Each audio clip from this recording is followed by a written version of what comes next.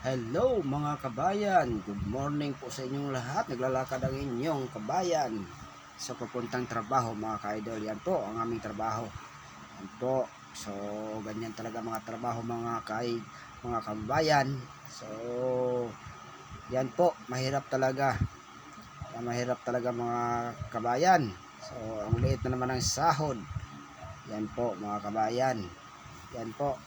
So ang sahod niyan mga kabayan, 450 or 500 mga kababayan.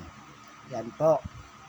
So, yan ang mali ng gobyerno mga kabayan. Yan po, hindi nila tiningnan, hindi nila pagsilipin kung anong mahirap. Yan po. Yan po ang gobyerno natin sa bansa. Yan ang pagkamali. Hindi nila tiningnan kung anong pagkahirap ng mga tao. Yan ang gagawa. Ano bang dagdag sa sahod? Yan po mga kabayan.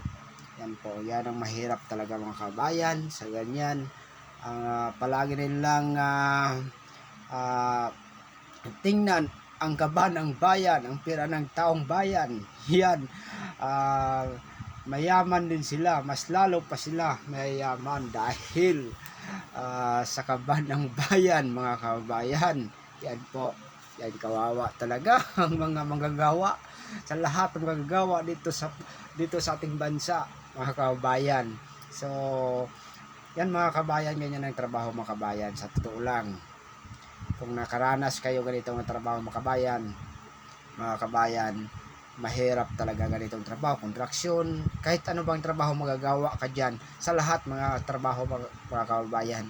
So mahirap talaga, dapat nilang tutukan ang ganitong trabaho sa lahat ng mga trabaho, hindi sa lang ganito, sa lahat ng mga trabaho dito sa ating bansa.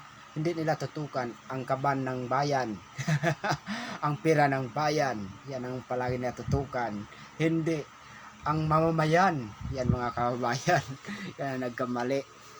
Yan po, yan ang sasabihin ko lang po kasi sa mga politiko, politics ngayon. Yan po, lagi niyong tutukan ang manggagawa sa ating bansa sa ganitong trabaho. Lalo pa ang 500 nila, hindi sapat yan mga kababayan. Ang mahal ng mabibilihin ngayon sa inyo, kung sapat ba yan mga kabayan. Lalo po may mga estudyante rin sila mga kabayan, sila din mga kabayan, araw-araw pamasahe, yan kulang talaga mga kabayan sa ganyan. Yan po, so kawawa talaga mga kabayan. So mahirap talaga ang buhay. Ang mahirap mas lalong mahirap, yan ang totoo. Ang mayaman mas lalong mayaman na. Yan po mga kabayan, ang mahirap talaga mga kabayan. So sa ngayon,